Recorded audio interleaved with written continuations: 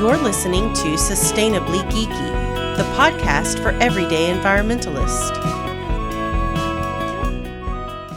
Hi folks, Jennifer here. Just wanted to say thank you for being a listener, and before we get to today's episode, I am excited to announce that I have set up a page on buymeacoffee.com for the podcast. So if you'd like to support us, feel free to visit buymeacoffee.com/sustainablygeeky and support in whatever way you're able.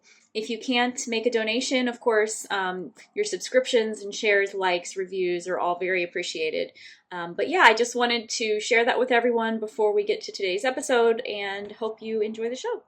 Hi, you're listening to Sustainably Geeky, episode 75. I'm Jennifer, and today I'm speaking with Tom Spencer, founder and editor of IrishEVs.com and creator of the Irish Greenwashing Awards, about communicating climate content with a particular focus on greenwashing, which is something I think a lot of us have heard or experienced in our journey as a consumer. So I'm really excited to hear what Tom has to say. And before we get started, you will notice he is got Irish in these titles, but he's actually not got an Irish accent. So he's also a transplant to Ireland like myself. And I'm interested in kind of learning about how you got into this space. So if you don't mind, can you tell us a little bit about your background and how you became active in the environmental field as well as specifically in Ireland? Yeah, absolutely. So first of all, apologies to everyone who was hoping for a nice Irish accent. I would very much like one myself. So yeah, obviously I'm from the UK originally. I'm a former journalist. My first job out of the university, so I did an English degree. My passion has always been writing. I worked as the editor for a scientific publication, so we disseminated the latest research from academics in the US and the EU, and that would cover everything from the latest research into Alzheimer's, cancer, renewable energy, quantum physics, and the climate. And I think that was the point that really opened my eyes. I think, like many people my age, I've been told that the idea of this climate crisis was something that would be an issue for my great-great-grandchildren if we didn't sort it out. So I think through that job, I had a sort of increasing awareness of the issue and more accessibility to that information as well. You know, it was around the time that the IPCC was really sort of ramping up its communication of what the climate emergency was and even starting to use more severe terms like that. So I think it really came to the fore for me. It was something I sort of became more and more aware of, because I think, like most of our generation, we were taught in school, here was this thing, here's the greenhouse effect, or here is global warming as a concept, but the actual, what it meant and how it was happening, that was really where it sort of started for me. And then I moved to Ireland in 2018, and I was quite struck by how different it was from the UK in terms of the amount of misinformation, particularly, and greenwashing here compared to the UK. And that was sort of where I started to want to get involved in communicating and trying to address that, really. So different in that there's more of it or less of it in Ireland? Quite a bit more of it, unfortunately. I think a lot of people think of Ireland as the Emerald Isle, this lovely green, beautiful place. And if anyone's seen it from space or flown over it, you would look down on it and think, what a green and beautiful place. But I was quite struck by, you know, I was a new person coming in, as Irish people would say, a blow-in. And I was sort of learning, you know, what Ireland really was rather than my conceptions of it. And, you know, we have some of the lowest biological integrity in Europe. We have the lowest forest cover in Europe, for example. We have astronomical things like agricultural emissions. So it was this sudden wake-up call, and that was also being met by all this misinformation really across the board about anything related to the climate emergency. And, you know, the most recent thing that I'd been working in from a communications and sustainability or climate action standpoint was working with electric cars, and I sort of understood that, and that was my way in, was to see, oh, there's so much misinformation about this one topic, maybe I could do something to help. Yeah, it's funny you mentioned the green everywhere in Ireland, because that is the stereotypical viewpoint that people have of the country. But the longer I've lived here, the more I've come to realize that that's actually not the ideal state or even the natural state of the country. It's meant to be something like 90% native woodland, and it's become these green pastures and fields, mostly because of agriculture and misuse of land. But yeah, it's not, even though it gives this reputation to the country that people love, and it is beautiful, it's scenic, it's definitely not healthy for the landscape or the biodiversity, as you mentioned. So, yeah, so interesting that you saw such a big difference here, and I, am coming from another country myself, from the U.S., and greenwashing is rampant over there. I'd say I may not have noticed it as much here coming from the States, because it's probably just as bad or worse over there. So it's interesting to see different viewpoints from folks who have been in a better environment, I guess. So you've kind of touched on this a bit, but can you talk about what inspired you to found Irish EVs and EV as electric vehicles, for those who aren't aware, and also the Irish Greenwashing Awards? And while you're at it, can you also define what greenwashing is for those who may not be familiar with the term? Yeah, absolutely. I think actually that's probably the best place to start, because I think a lot of people may have heard of greenwashing, but it's quite a broad term. So I gave this some thought earlier, and I think at its most simple, greenwashing is an act of making false claims about a product or a service. It's usually companies that know sustainability and climate action is really important to their customers. They know it's a real consideration. It's something that sets them apart from the competition. But I think greenwashing is when these companies know that promoting ethical credentials, they're going out of their way to promote ethical credentials, but ones that really aren't real.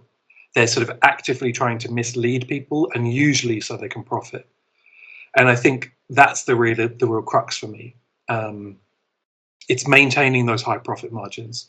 So sort of why do they greenwash? It's either so they can delay change, because change and sort of actual ethical change can often be incredibly costly. If you think about something like changing how you're packaging a product, you'd have to change the whole supply chain for that, really.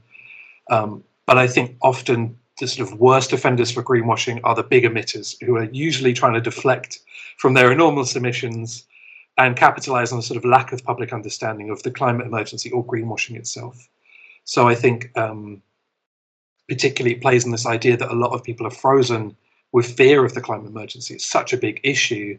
They don't really know where to start or what to do or where they fit in with it. So the idea of buying a slightly greener product seems like a good step. So I think that's, I hope, a useful definition of what greenwashing is and how broad it can be. Like it's very hard to pin down at this point, and I think a lot of the regulation around it has been too slow. So it's constantly playing catch up with companies, marketing and PR that are innovating new forms of greenwashing or ways to sell it back to people. To address the other bits, I guess, as I said, when I came to Ireland, I was really struck by how much misinformation there was. I had been working with talking about electric cars as a form of climate action, and I can totally acknowledge, I think it's important to acknowledge up front, that for some people they're quite divisive. I think EVs as a whole, that's electric bikes, buses, tractors, ambulances, or cars. I think a lot of people can get hung up on the idea of an EV as a car, as a single person vehicle or small family vehicle. And I can see that they can be a divisive thing. But I think when we're talking about those issues of what do you or I do, what impact can we make, transport is usually up there with something like meat consumption, or flying is the biggest change that we can make. And what I saw was huge misinformation here. Common tropes that we've seen in all sorts of places. They can't go anywhere. They don't have range. Even things like there was a survey, I think by the AA in 2017, that said, I think 12% of people thought you couldn't drive them in the rain, that they might explode or they wouldn't work or they would break.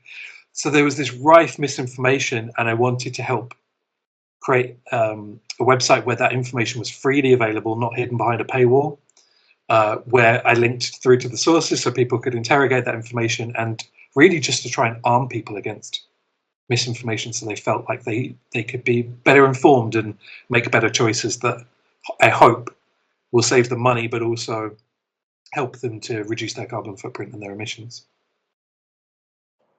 Yeah, and I think we've talked about EVs in past episodes for those who are interested, but I think a recurring theme around them is that they're intimidating, they're scary. It's basically transforming the industry in a way, and there's a lot of anxiety over range and how does it work and this and that. So having these resources where people can go and just learn like the basics of how do you drive it, how do you charge it, what kind of outlets do you need, can you drive it in the rain, things like that. I think those are invaluable resources. So it's great to know that there's users out there who have firsthand experience, and maybe you can share your goods and bads, warn people what to do, what not to do, maybe the secrets. I don't know, there's any kind of secret EV club you're in or something, but yeah, so, and then the Irish Greenwashing Awards, it sounds pretty self-explanatory, but can you just give us a brief synopsis of what that is and how you, I guess, award these companies? Yeah, absolutely. So the Greenwashing Awards were a sort of reaction to how prevalent greenwashing had become. And really in such a short period here, I think, as you said, other countries may have different experiences with this, but in Ireland, it felt like there was a real pace that was growing around greenwashing. And I think it was being used to sort of replace legitimate climate action, and sort of get people to look in the other direction. And I was incredibly frustrated by this. I'm massively worried about the climate emergency. But one of the things that I had realized as well was there's such a lack of humor in climate conversations. When they're this serious, of course there should be. But I think humor is such an important thing for human connection. And if people are struggling to embrace climate discussions, humor is one of those things that might bring them in. So I wanted to have a bit of a tongue-in-cheek approach to this, to calling out the worst offenders.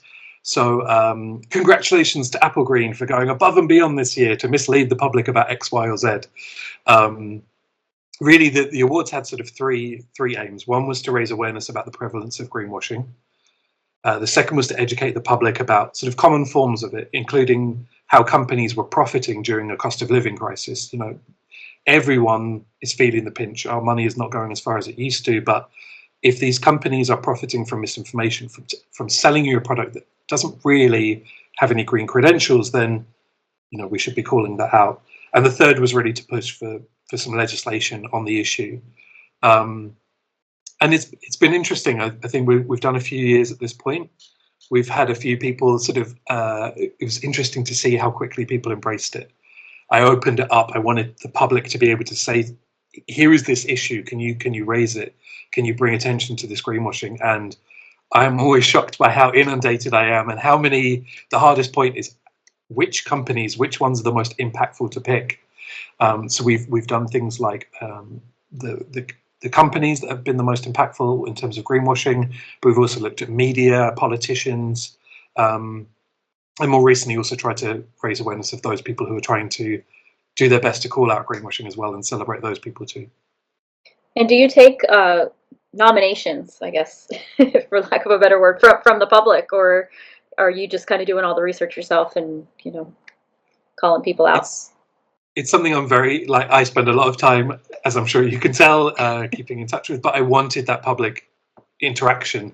I wanted people to be able to submit people that companies or politicians or journalists or media outlets that they could see were doing this on a regular basis, because I think that public participation increases buy-in. It makes more people want to join, but also it's impossible to keep across everything that's going on.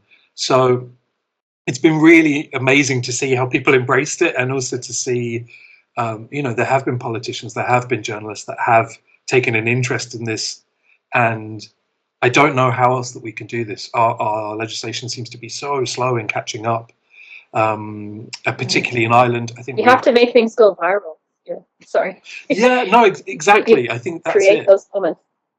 Yeah. It's so much greenwashing relies on the fact that you and I have little time. If you turn up here in Ireland, we have an example, which is there's a petrol company. Or gas, if you went to go and fill up your car at the end of the day, it will tell you our fuel is carbon neutral. That took me 2 years of chasing to find out why it wasn't. I knew it wasn't, but it took effort and chasing. If you're an average person and you have kids in your car, and you're on your way to a meeting, or you're just rushed off your feet and tired, how are you ever going to interrogate that? So I think having the public be able to buy into that and nominate stuff and feel like they're included has been really important. And it's been fun to see how people embraced it. Yeah, and I think too, even if people aren't sure if maybe this or that is actually sustainable, it gets them thinking about it, and maybe they submit it and say, I don't know, I have a feeling about this one, or maybe you'll find something here, it just seems fishy or something. So good leads to start out with anyway. Well, that's really cool, and you know, I think you're right. We have to inject a little bit of humor because these topics can get very heavy and very easily drag all of us down if we let them. So I think by you know, making fun of them and maybe even giving them this quote unquote award, we can help bring some attention to it. So, all right. Well, I guess we'll start to actually talk about communicating climate, and I'm sure we'll talk through some of the examples that you've found through your investigations into the companies in Ireland and probably outside of Ireland as well. I guess I want to start by talking about the concept of climate change and how it's long been accepted as fact by the overwhelming majority of scientists around the world for decades now. We know climate change is happening. We know that humans have a significant role in what's happening in the warming of the planet.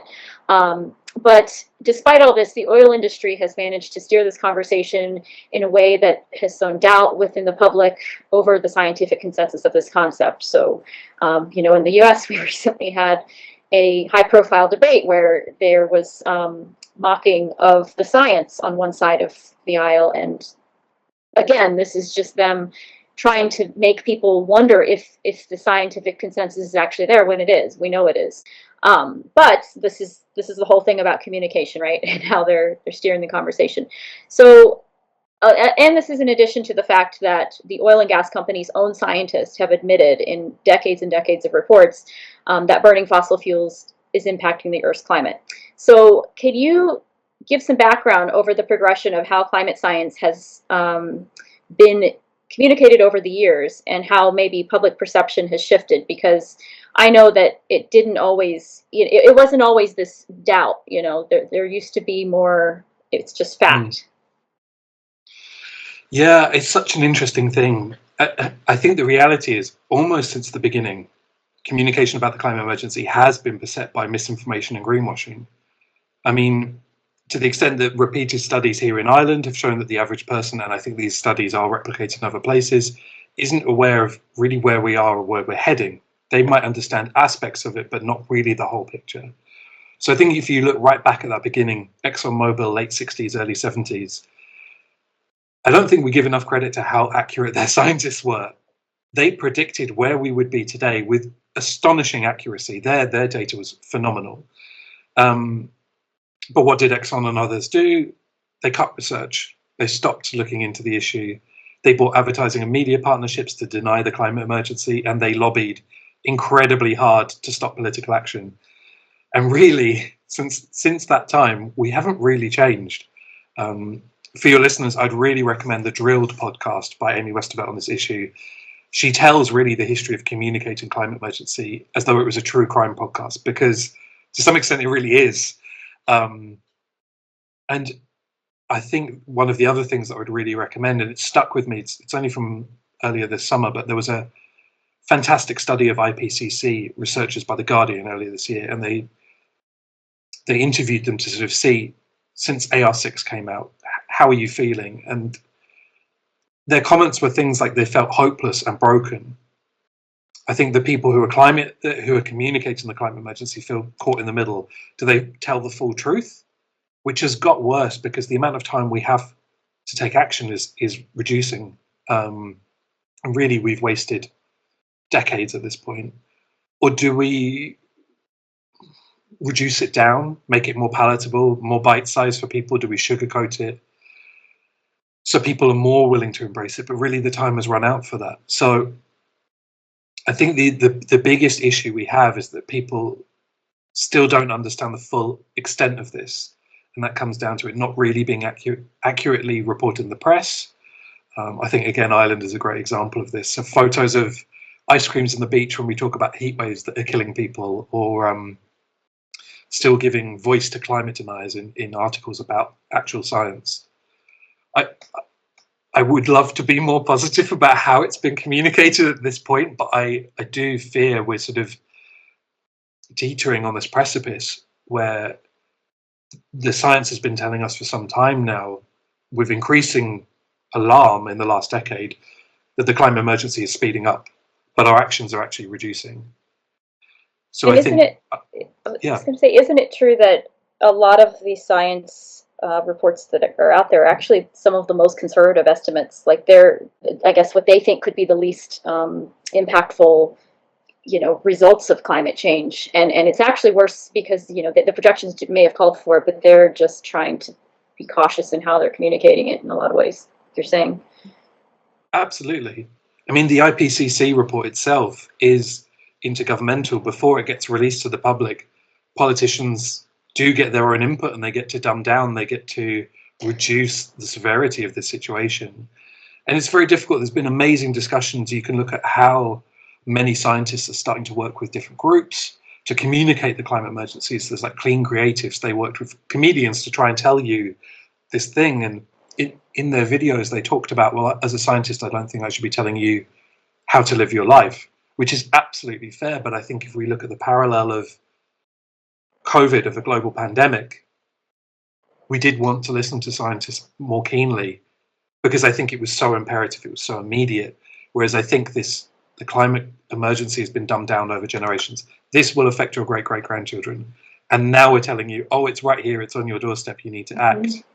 Or it's affecting other parts of the world where people don't care so much. It's not you or your family, it's some other family.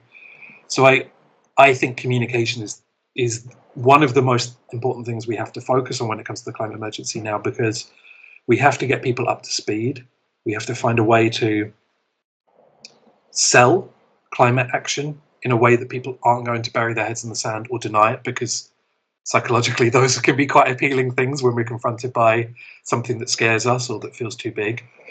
But I think the history of the climate emergency's communication has been one that has been dogged by misinformation. And I think if you look even in the last year at the misinformation on X, Twitter as we all still probably call it, what we've seen is that rise of disinformation has started to affect average people. So when you look at, again, in Ireland, because I'm most familiar with Ireland, there was a study undertaken by a central statistics office. So 3 years ago, how many people were concerned by the climate emergency? And they ranked it by strongly down to not very much. And a few years ago, we've basically lost percentage points. So I think with 87% 5 years ago were very strongly worried about the climate emergency, and that has dropped down into the 70% now. So I think you can see directly how other issues can overtake it, because obviously there are other issues that need to be addressed. But also, if we aren't communicating how bad this thing is or how bad it's going to get, it just falls off the radar. Well, you said something interesting about how a lot of misinformation gets out there because climate deniers get equal airtime, and I guess that's in the name of wanting to be objective. Journalists have historically tried to tell both sides, right? But we're getting to a point with climate and a lot of other issues in the world, I'd say, but especially with climate, where there's a difference between showing both sides and just sharing misinformation and lies, really. And how do journalists, I guess, because you come from that field, deal with this, or how can we, the media in general, get around that? Because there's a point where you have to say, no, we're not sharing this viewpoint because it's blatantly false and it's dangerous, and it can cause people to be hurt or die, or it can cause a lot of harm.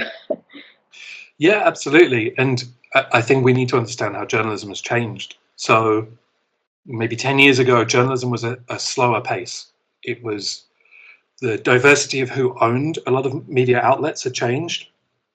So there's a lot of consolidation. Most media outlets are owned by a very small group of people, and they can use that to promote their business or their personal politics.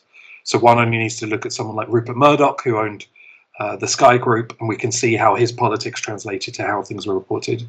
Obviously, that's sort of always been the way.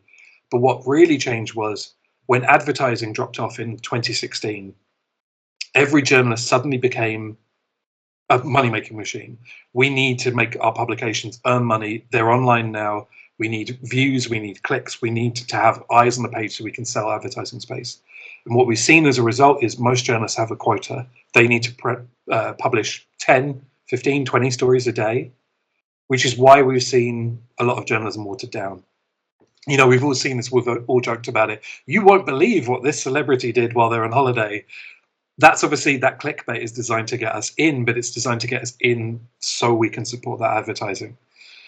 Now, that isn't to say we shouldn't be funding journalism, because it's so incredibly important. But what we're seeing, I think, often is that journalists don't have the time to interrogate these things. And after being a journalist, I worked in PR for a number of years, the dark side of journalism.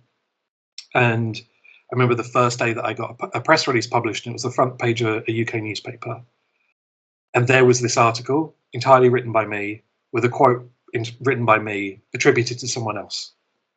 I hadn't been interrogated at all. It felt at the time like a real moral quandary, because that was my job. My job was to get this thing out there and share the news from this company. And yet at the same time, I felt very uneasy seeing, oh, no one questioned this. And that is happening. That is the majority of our news, is someone has sent a press release, it doesn't get interrogated, and it gets published as fact. So I think the majority of journalists don't have the time, they don't have the training. And yeah, there is this idea of balance, as you've suggested. You know, do you need to counter someone's points? So for anyone listening right now, Jennifer is wearing red glasses.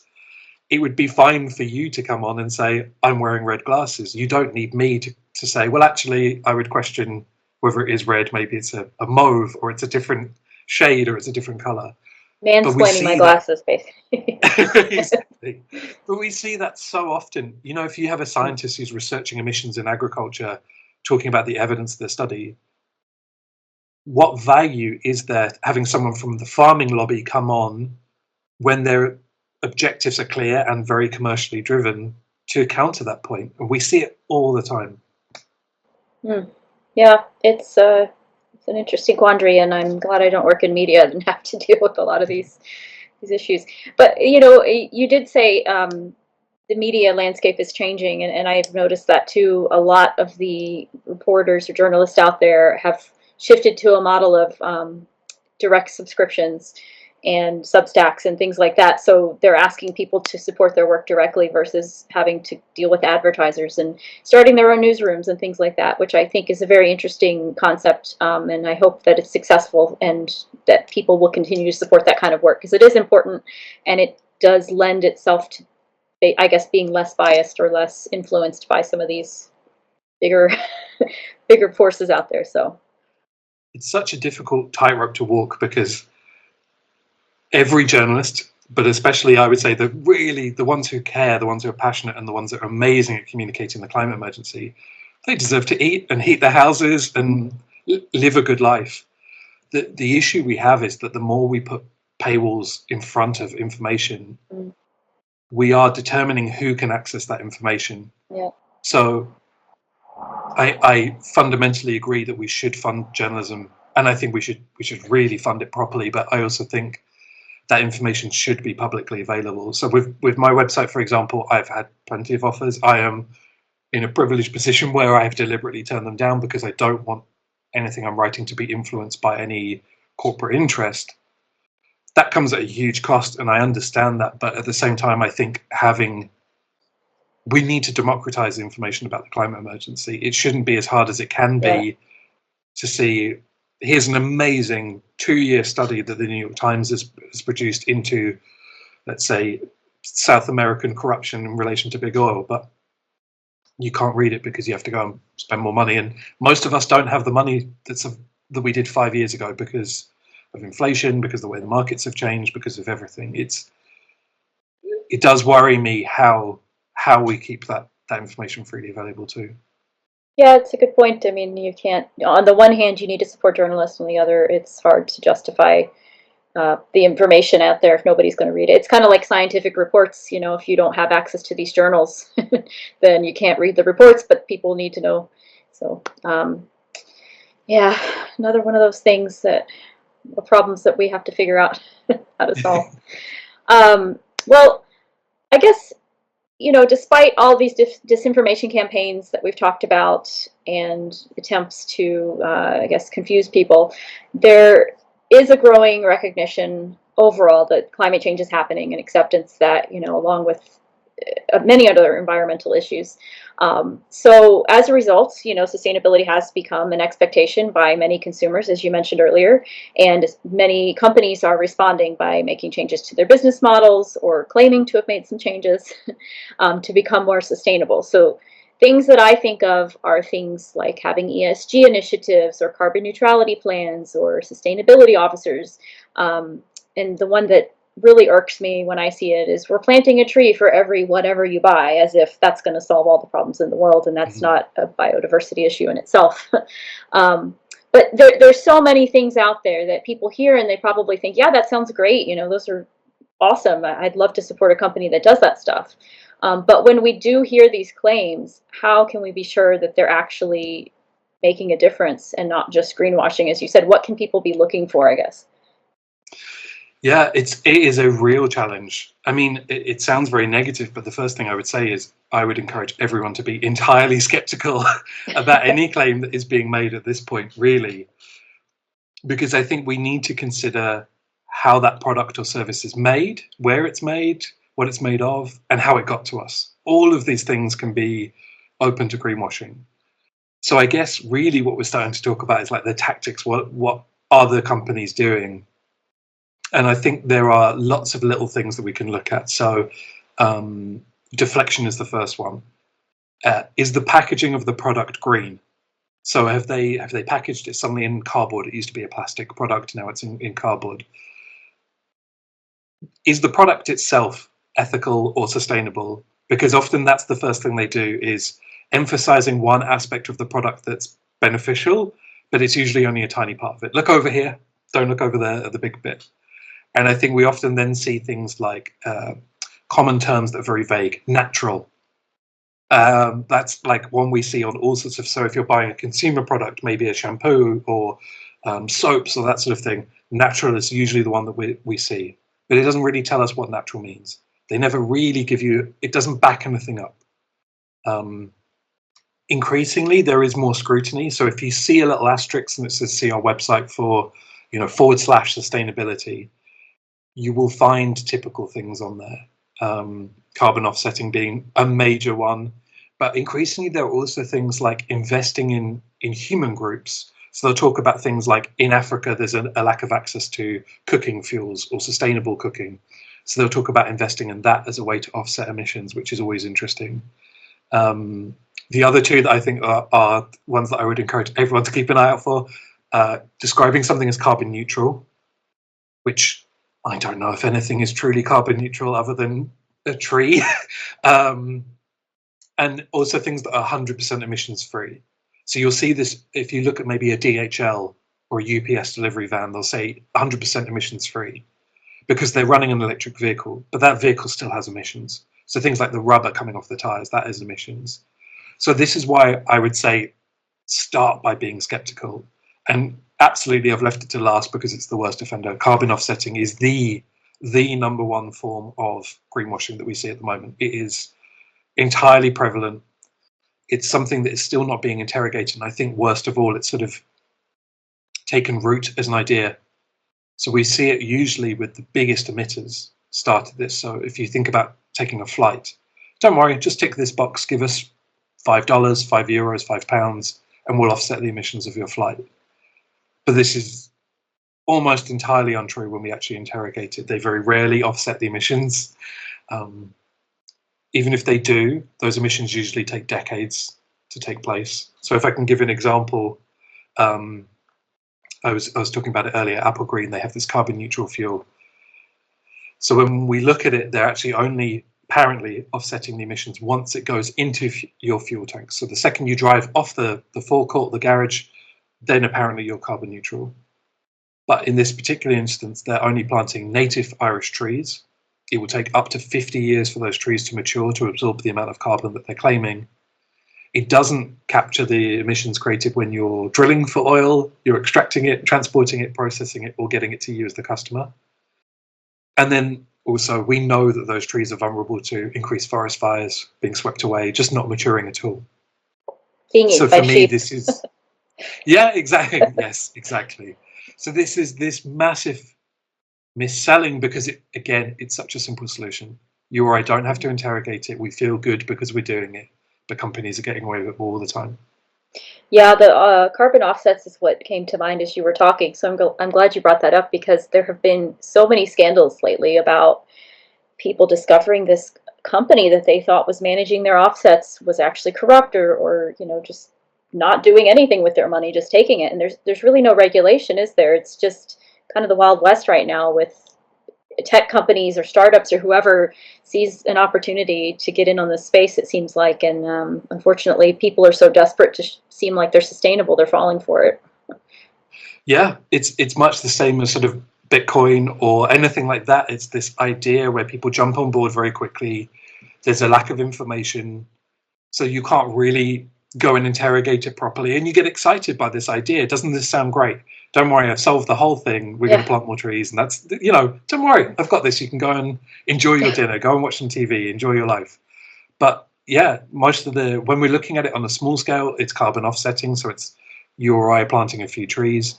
Now, if we wanted to do that at a whole planetary scale, we'd need 3.3 Earths to offset our current emissions. So it is not going to work as a solution.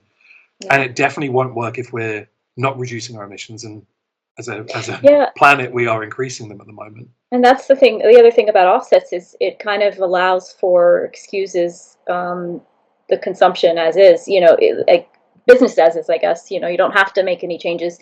You don't have to do anything difficult. It's just, oh yeah, keep consuming. You can consume as much as you want because we're going to offset it. And that's the opposite of what we want. Like we should be reducing, as you said.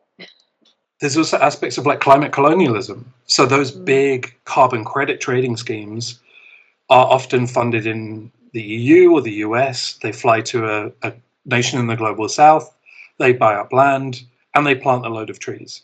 Now, they'll often talk about some community engagement project and how they're benefiting the local people. But actually, some of the most amazing investigations over the last year have talked about how they didn't really do that in the first place. When the carbon credits started to be questioned, all that money for the community things dried up. So actually what you're seeing is this exploitation and is climate colonialism. We are, in the global north, creating the majority of the emissions. We are, as of now, less vulnerable to them, although as we're recording, we know that there is the south of the US is about to be bombarded again by another climate-charged weather. We had the hurricane last week and again today. So I think we have to start being conscious of all of these things. They are multidisciplinary issues, and we can't keep this idea of exporting our emissions. Yeah. And I think even that still comes up. You look at things like the COP events, and you have nations in the global south who are still talking about the need for development from their perspective because they need better healthcare or they need better education opportunities. But we still from the global north, keep saying, no, you can't develop because that will increase your emissions. Yeah. Whereas we have the money and the technology really to be doing a lot better than we are.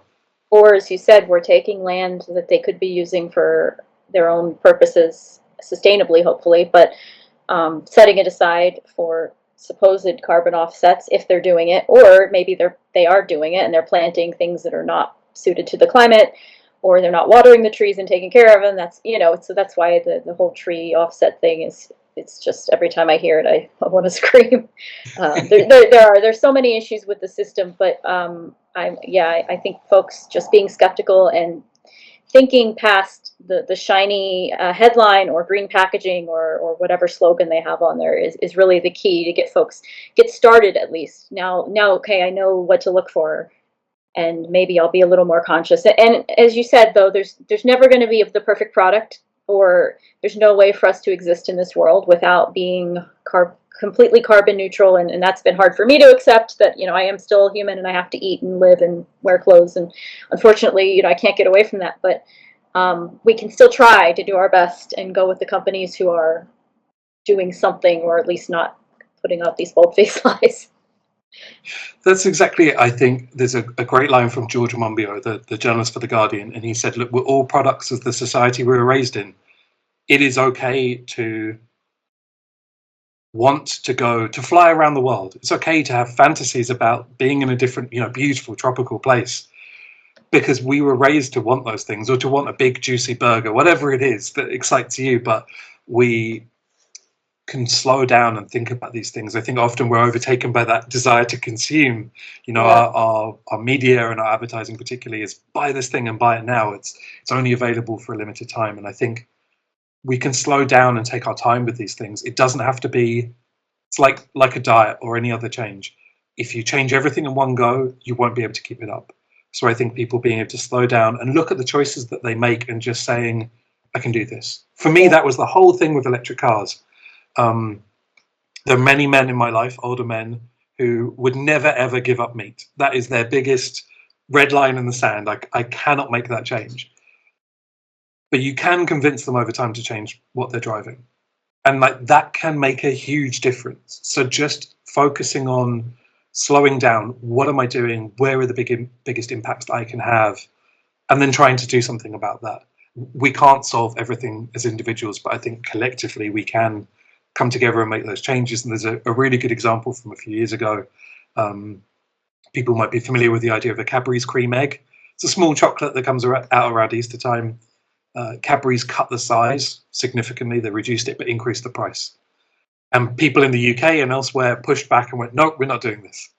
And almost overnight, Cadbury's went back. They increased the size. They reduced the price. So we as a collective consumer group have enormous power. But I think when we're trying to deal with this as individuals, as you and I, trying to come home and just live our lives outside work, it can feel overwhelming. So slowing down and taking stock is a good way to go. People could come together for a chocolate egg, but they can't come together to save the planet. It's like, what are we doing? And it is interesting that you say it's like a diet, because just like with dieting or eating healthy, everything in moderation, right? You can still have the cake and the cookies and the sweets. Maybe you just have less of it. It's more of a special treat that you have once every week or two, but you can still do these things that you enjoy. Maybe you just have less meat, or you have less of whatever it is that you consume regularly. And we don't have to give it up entirely unless, we just run out of the resource, and then we'll figure something else out, I guess. But, I didn't warn you about this in advance, but we've talked a lot about the things that companies are doing that are bad, but do you have any examples of companies doing it right? I always hear Patagonia being thrown around as one of the best examples of not just sustainability, but ethical pricing and transparency, etc. So I hope that that's not one that you're going to tell me is actually the devil. But is there anything that comes to mind that customers can go to and say, yeah, this is the one that maybe we can support? Without feeling guilty.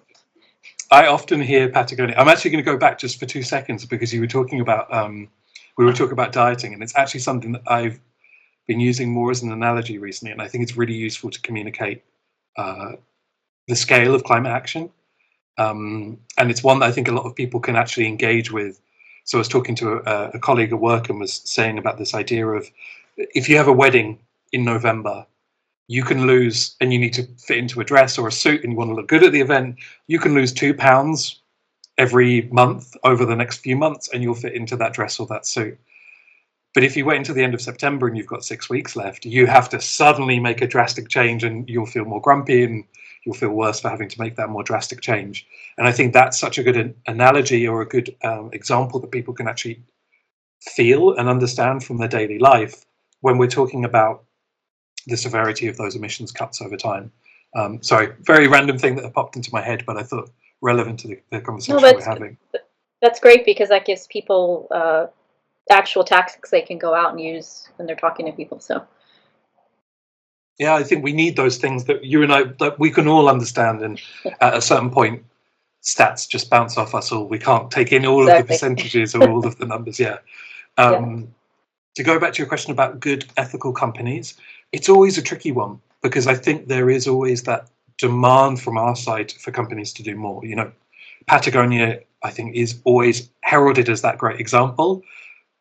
They are ultimately a business that wants to make a profit still. And they are working within a system that is very profit driven as well. For me, the ones that always stand out are those local companies. Smaller and local is always the thing. The big challenge often comes with those is that they have a higher price, because they're not mass produced. They're not flying things from around the world. They are producing everything locally, and we need to value that. I think that's the conversation we need to have sometimes, is cost versus value. Yes, the cost, the financial cost of this thing might be high, but if it's lower emission, the value of that thing completely outweighs the cost if we can afford it. I'm going to be boring and say I can't think of any amazing examples of companies that are doing brilliant things, because I think in the context of where we are, every company needs to do a hell of a lot more, is the honest answer. And I would love to give you a far more positive, great example of someone that is really nailing it. But I think not sort of resting on our laurels is kind of a crucial thing. So good for Patagonia, but more. I want more every year.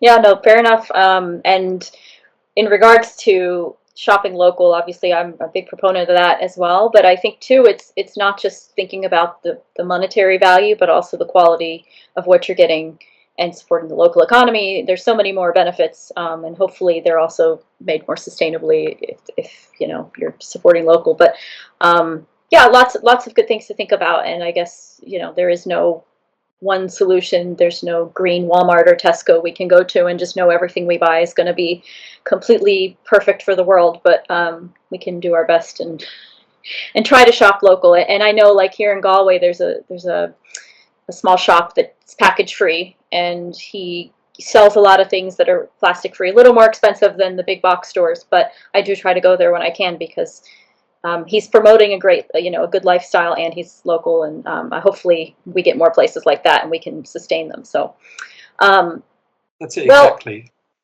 For me, I never want to prescribe, because I think everyone has their own circumstances that they're dealing with. Right. So prescribing this is how we should live always feels like it could put people off or feels judgmental in some way. But I think anything where it's more local, or there's a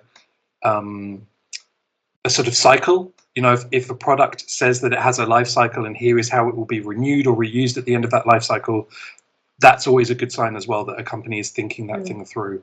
Because I think a circular economy is the other thing we need to think about, which is when this product ends its life, how can it be useful?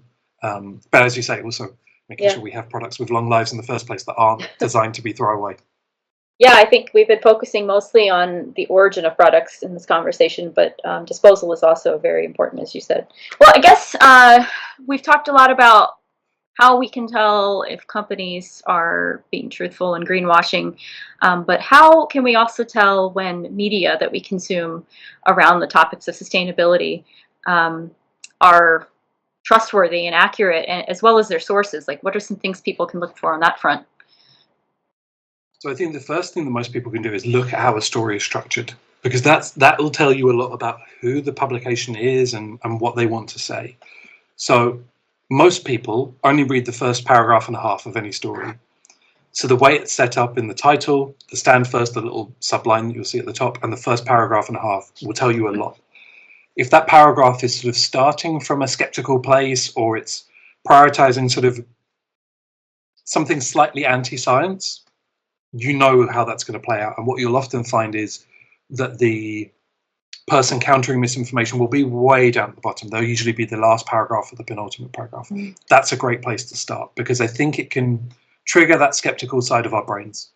Why is it this story doesn't feel right? We can have that feeling sometimes. It just doesn't quite feel right. So let's start there.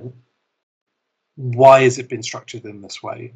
I think then you can look at who's being quoted. Are they an expert in the field, or is there more of an economic motive to what they're saying?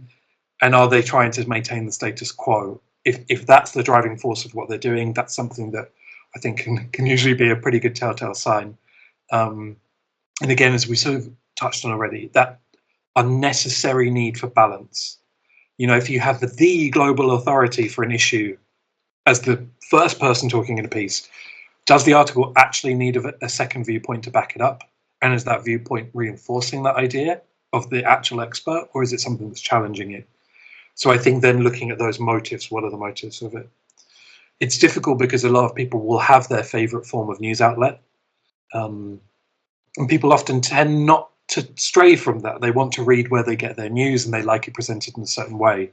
But I think sometimes we also need to interrogate a little bit where we're reading it. So who owns that publication? What are the commercial relationships that publication has? If you're scrolling down through a story and there's an advert for the latest mega truck or SUV in it, that might start to tell you about why the publication might take a certain angle. The other thing I think as well is looking at how that publication touches on other climate issues. So when we're talking about the climate, we often think about it as this amalgam of mass panic and science, but we can talk about the climate emergency as a gendered issue. We can talk about the climate emergency as an impact on mental health and psychology. So if you have a publication, I would be a very big proponent of The Guardian because it interrogates all of these issues. How are LGBT plus groups affected by the climate emergency? Once you start to drill down into those things, you have journalists who are well trained, that if climate isn't their beat, their sort of main area that they have trained on, they've clearly understood the assignment and understood, right, I need to start branching out into how this issue affects what I'm interested and passionate about, because that's a sign of a good journalist. They're just naturally inquisitive and want to know more. And they see that there's intersectionality between these issues, and it's not just climate, one thing, crime, this and that. It's all connected. And yeah, I think as we learn more and more about the climate crisis, we're realizing that as a whole, but having media that also shares those stories is very important. So, we can listen to the media all day long, but at the end of the day, a lot of communicating climate is going to come down to conversations between individuals, whether that's one-on-one at meetings, group meetings, or even in stories that we see on TV and movies and things like that. So as people are trying to have these difficult conversations, what suggestions would you have for them to talk to others about the environmental issues that can be confusing, overwhelming, or even triggering at times? That's such a good question. And I'll be entirely honest with all of your listeners. It's something I struggle with. I genuinely think the most important thing we can do about the climate emergency is talk about it. I think it's often something that isn't talked about enough. It's something that can be subject to gaslighting or denial. It can raise interpersonal issues. It might be an issue within your family. It might be a political thing that can be a difficult thing to discuss. And I think we shouldn't underestimate how existential a crisis this is. Some people will naturally want to bury their heads in the sand and try and close their ears and forget about this. For me, something that I found incredibly helpful, there's a fantastic book called Facing the Climate Emergency by Margaret Klein Solomon.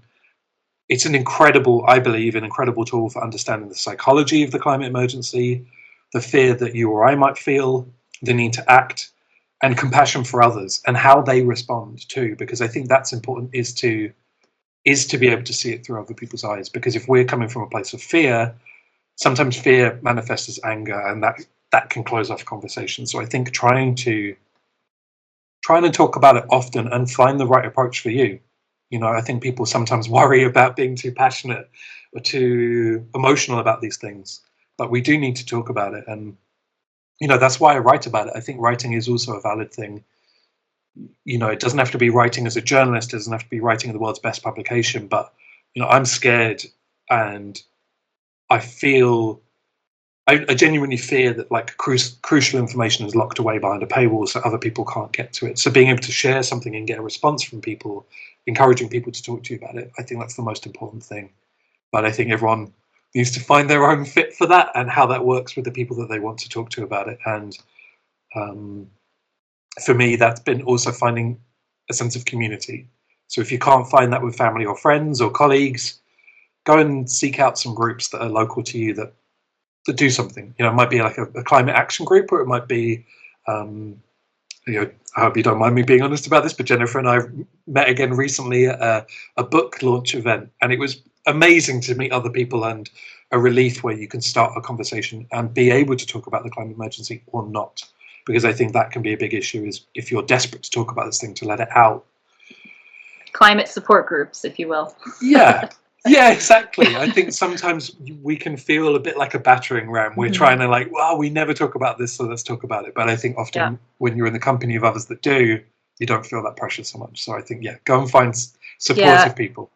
I think after, we re-met again 2 weeks ago or so at that event, I we were talking, and I said, yeah, it was just so nice, even though the topics were heavy, just to be around people who got it. And you didn't feel like you had to explain yourself and say, justify why you felt crazy and angry and all these things. Everyone there felt the same way to an extent. Now, there was some lively discussion, we'll say, over certain tactics that people can take, but overall, everyone was there because they care about nature and biodiversity, and that's just a great thing to be around if you have access to that. And if you don't, I'd say maybe start something of your own, or look for people, or even go online. There's lots of online resources and groups you can find. I know, like, Friends of the Earth Ireland does a monthly call where folks can get on and discuss the things they're working on. So I'm sure there's organizations wherever our listeners are listening from. I will also say, to your suggestion about being empathetic and meeting people where they are, I often struggle with that, because sometimes I'll be talking to somebody about something I just take for granted, like, duh, it's obvious this is an issue, everyone should know this, and they'll be completely new to the topic, or it's the first time they're hearing it, or maybe they've heard a little bit and they're curious, or they're kind of like, oh, I didn't know that. And it's so easy for me to instantly jump to, God, you're so stupid. How did you not know this is happening? It's everywhere. It's on the news. But I have to kind of take a step back and remind myself that I didn't learn everything I know overnight. Like, I started out just liking nature, and then, oh, climate change seems like a big deal. I was still using single-use plastics all the time. So then, oh, maybe I should stop with this. And then, little by little, you pick things up, and I think you build on it. But it is so important to remember that everyone won't be in the same place on their climate journey. And I'm still learning things every day that are humbling and, like, teaching me how much I don't know. So I think that's really important as we're talking to people, is realizing they're trying, and hopefully they're trying anyway, giving them the benefit of the doubt. So I think even going to Ireland has this fantastic annual climate camp, and it's all sorts of people coming together, and there is so much different knowledge there, but there's also different forms of climate action. So there are people who've been to prison, people who have participated in peaceful protests, but who have, predominantly in the UK, been sent to prison for their peaceful protest. Being in the company of those different people and those different forms of climate action is creative, inspiring. It shows you that if you're, it can give you different perspective. If you're frustrated that your friend isn't catching up fast enough, which is a valid feeling, then you can also look at someone and go, wow, you really have courage in your conviction to give up your freedom for this issue. So I think, those support networks can also be a way to sort of progress, or to find inspiration or comfort or whatever you're looking for. And yeah, I think compassion is a really difficult one, but that book, particularly Facing the Climate Emergency, can be a really useful tool in trying to understand others' perspectives and sort of try and find that middle ground where it can be a more productive and more fertile place for both people to make progress, because I think we need as many people as we can. Yeah, and none of us are going to get across to anybody if we're just yelling at them and belittling them, and then they'll become defensive and won't listen, and it'll just be unproductive all around. I think Catherine Hayhoe's another really good climate communicator who focuses on positive communication and sharing the good stories, and not just doom and gloom. So well, speaking of books and resources, do you have any additional resources you'd share with our listeners looking to learn more about this, or even just good publications that you think they should follow, and or sources of information? Yeah, absolutely. I've come armed with a bit of a list, because I know different people access things in different ways or take information in differently. So there's Climate Town on YouTube is a fantastic channel. They have done amazing things talking about, like, for example, the origin of recycling as a concept and how that's related to big oil, and how we've all bought into it, because again, it kind of appeals to that idea of something nice and easy that we can all do. Speaking of greenwashing. Yes, exactly. I've mentioned it. Yeah, exactly.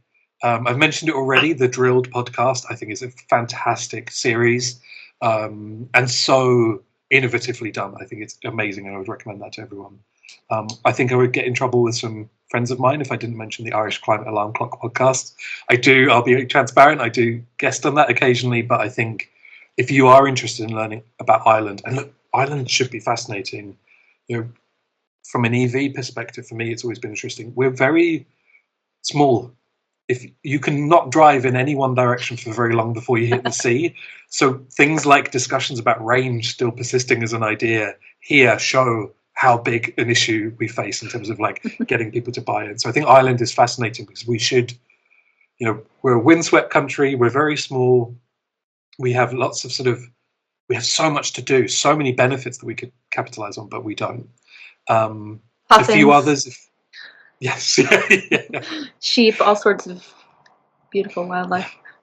Yeah, Ireland is such a fascinating case study. And I think as two people that have come here, there's a different perspective on it too. But the Irish Climate Alarm Clock podcast has Irish people, Irish voices on it as well. So don't take my word for it. But two documentaries that I thought would be very interesting for people. Who Killed the Electric Car? Quite an old documentary, but it talks about how in the mid-90s, GM had really the first mass manufactured electric car post-1920s. Incredibly popular vehicle, huge demand for it, but it also tells you why corporate interests made that shut down overnight, and also sort of starts talking about how that would have impacted the climate and where we might have been now if that had taken off. A happy documentary, because I feel like I've come with lots of heaviness today. Biggest Little Farm is a fantastic documentary that will give you lots of hope and talks about how change can be a good thing. So it's husband and wife in California converting this farm to work with nature. And it is brilliantly happy and beautiful. And finally, I thought Emily Atkins' Heated newsletter is phenomenal. She does amazing work, and I don't think she gets enough credit. So I'd really recommend that to everyone. Yeah, great suggestions. I definitely second all the podcasts you suggested, since I do listen to them, and I'll have to check out these documentaries as well. But we will link to these in the show notes for those who would like to learn more about them. And you've shared a lot of information with folks, so I think we'll leave it there for now, unless there's anything else you wanted to touch on that we didn't already talk about. No, I'm sure you can tell that I could probably go on forever at this point, but I think there are future conversations for that, perhaps. Yeah. I think we could have a whole conversation about the recycling thing and all these things on their own. But alas, we will save those for another day. Well, I guess we will go ahead and move on to our Green Life Hack portion of the show. And this is where we just share one tip each that folks can do to live more sustainably, reduce their carbon footprint a bit. So, Tom, would you like to start us out? Yeah, absolutely. I think maybe this is not necessarily fully on topic, but I think go and spend more time in nature. Really go and enjoy your time in it, embrace it. Find real nature, because I think that can be increasingly rare and hard to access. But I think the more time we spend in it, the more we feel it, that mental health benefit that it provides. And I think we actually turn up more. We understand its value, and we fight to save it a little bit more. So that would be my green hack. It's free, it's easy. All it requires is a bit of time to go and feel a bit of nature and be part of it. Yeah, I was actually listening to a podcast earlier today talking about how they were promoting these ecotourism spots in parts of the world where they're rewilding. But part of the reason they're doing it is not just for money, but to get people into nature and get them to appreciate it more and be aware of the challenges these ecosystems are facing, and then hopefully, talking to their elected officials and taking action. So even if, ecotourism is not within your purview, that's definitely, I think, an effective way to get people to care about nature. Trick your friends, take them for a walk.